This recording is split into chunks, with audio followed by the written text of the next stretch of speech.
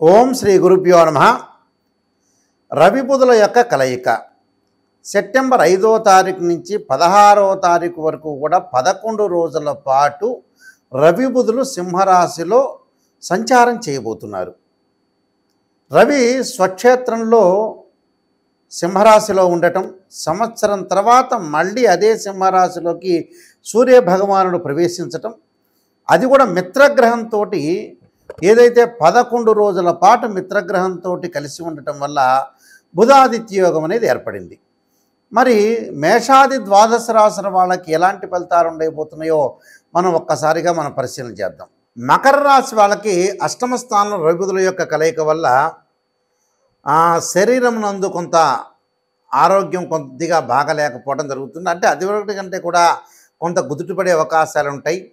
నిరుద్యోగులకు మంచి ఉద్యోగాలు రావటం, అలానే ఆకస్మికంగా ధనలాభం, ఫైనాన్షియల్ పరంగా గ్రోత్ ఉండటం, అలానే మంచి ఉద్యోగాలకి కొంత ట్రాన్స్ఫర్ అయ్యే అవకాశాలు ఉండటం, దానితో పాటు శత్రువుల యొక్క వృద్ధి అనేది తగ్గుతూ ఉంటుంది. అంటే శత్రువులు దూరంగా వెళ్ళిపోవటం జరుగుతూ ఉంటుంది.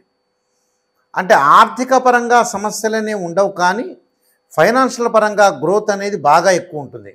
కానీ హెల్త్ సంబంధించిన ఇష్యూస్ జరగకుండా చూసుకోవాలి. అంటే ఆరోగ్యము, మనశ్శాంతి, మనస్తాపము, మనోవ్యాకుల్యత, ఈ విషయాల్లో కొంత శ్రద్ధ పెట్టాలి. భోజనం ముందు అభిరుచి లేకపోవడం, వేళకు భోజనం చేయలేకపోవడం వల్ల కూడా ఆరోగ్యపరంగా కొన్ని ఇబ్బందులు కలుగుతుంటాయి. ఆ ఇబ్బందులు కలగకుండా మితాహారాన్ని, అలానే ఆహారాన్ని తీసుకోండి. ఏదైనా ఇష్టమున్నా అయిష్టమున్నా కూడా ఆహారాన్ని తీసుకొని ముందుకు వెళ్ళండి. దాంతోపాటు విసుగు, కోపము, చిరాకులు కలగకుండా చూసుకోండి. ధనధాన్య వృద్ధి కలుగుతూ ఉంటుంది. అంటే బంగారు ఆభరణాలు కొనుగోలు చేస్తారు, ఇళ్ళు, ప్లాట్లు, రియల్ ఎస్టేటు కొనుగోలు చేయటం, భాగస్వామ్య వ్యాపారం అనేది బాగా కలిసి రావటం, ఎమినెంట్ స్కాలర్స్తో ప్రయాణం చేయటము, వృత్తి ఉద్యోగ వ్యాపార రంగాల్లో కూడా కొన్ని చికాకులు కలుగుతున్నా కూడా ముందుకు వెళ్ళే అవకాశం ఉంటుంది. తక్కువగా మాట్లాడటం మంచిది. గర్భ సంబంధమైన వ్యాధులు, అంటే ఏదైతే స్త్రీలకి గైనిక్ సంబంధించిన ఇష్యూస్ రాకుండా చూసుకోండి.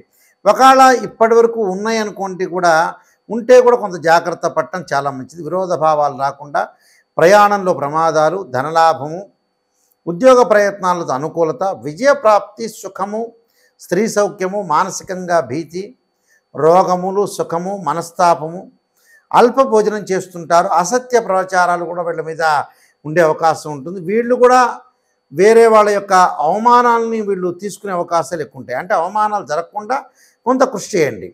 అంటే అసత్య ప్రవర్తన, అంటే స్థానచలనం, అంటే ధనధాన్య వృద్ధి జరగటం, స్థానచలనం జరుగుతుంది. అంటే ఉద్యోగ ప్రయత్నాల్లో అనుకూలంగా ఉండటం, ప్రతి ప్రయత్నంలో కూడా అనుకూలమైనగా ఉండటమే కాకుండా ఉద్యోగంలో ప్రమోషన్లు రావటం, గృహ మార్పు, ఇళ్ల మార్పులు, ఉద్యోగం మార్పు, వ్యాపార విస్తరణ, వ్యాపారాలు కూడా వివిధ బ్రాంచుల్లో పెట్టే అవకాశం ఉంటుంది. విసుగు, చిరాకు, పరాకులు, కోపాలను కొంత తగ్గించుకోండి. మితంగా మాట్లాడండి, మితభాషగా ఉండండి. ఆహార పట్ల మటుకు కొంత శ్రద్ధ పెట్టండి. గృహ ఉపకరణ వస్తువులు కొనుగోలు చేయటం, వస్తు వాహన ప్రాప్తి కలగటం జరుగుతుంటుంది. అలానే ఏదో రకంగా కొంతమందితోటి బంధుమిత్రులతోటి చిన్న చిన్న కలహాలు వస్తుంటాయి. ఏదో వాళ్ళు చెప్పింది మీరు రైట్ అని చెప్పండి, లౌకిక భావంతో వెళ్ళండి. అప్పుడు మీ జీవితంలో సక్సెస్ అయ్యే అవకాశాలు ఎక్కువగా ఉంటాయి. సక్సెస్ని ఆస్వాదించండి. అంటే రాజకీయ నాయకులకు కానీ కొంత మనస్తాపం చెందటం, సినీ కార్మికులకి, సినిమా వాళ్ళందరికీ కూడా కొంత అసంతృప్తికరమైన వాతావరణం అనేది ఉంటుంది. కాబట్టి అసంతృప్తి అనేది ఎంతవరకు ప్రాప్తం ఉందో అంతవరకు జరుగుతుందని ఆలోచన చేయండి.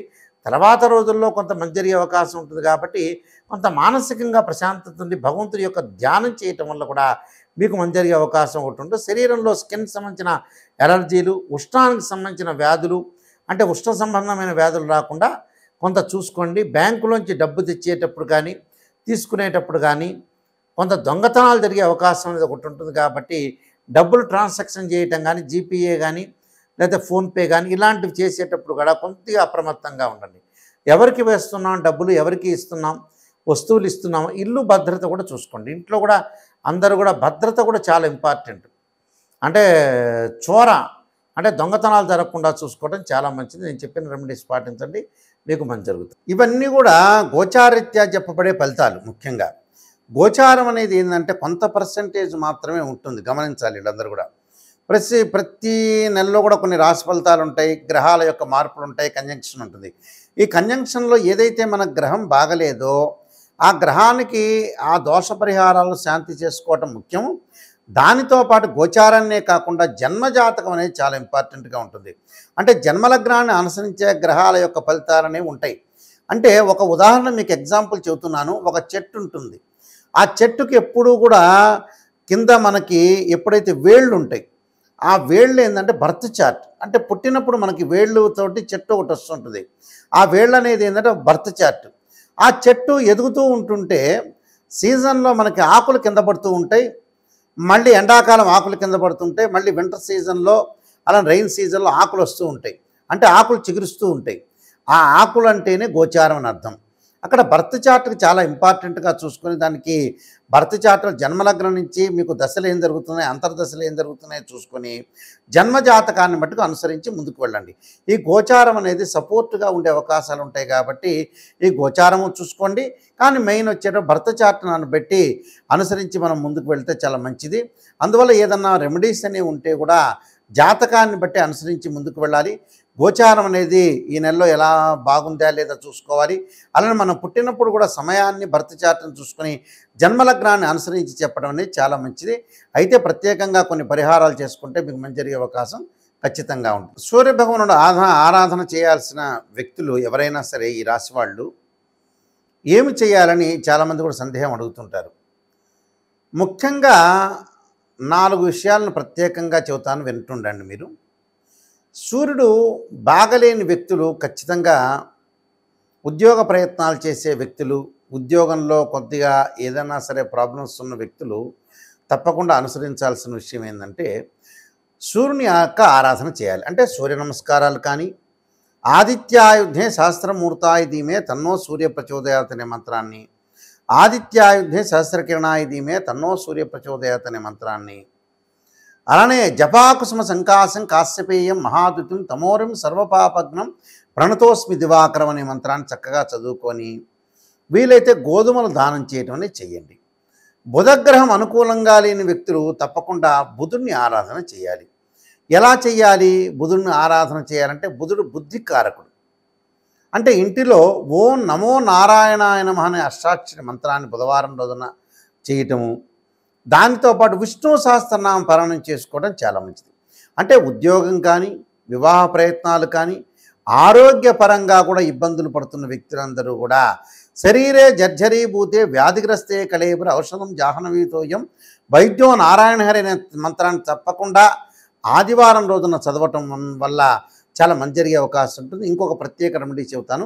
మనకు గోధుమ పిండి ఉంటుంది. ఆ గోధుమ పిండితో 2 ప్రమిదలు తయారు చేసి ఆ ప్రమిదల్లో చక్కగా ఆవు నెయ్యి వేసి 2 ఒత్తులు వేసి దీపారాధన చేయండి. ఆ దీపారాధన ఎప్పుడు చేయాలి? ఆదివారం రోజున దీపారాధన చేయటం వల్ల కూడా చాలా మంచి జరిగే అవకాశం ఉంటుంది.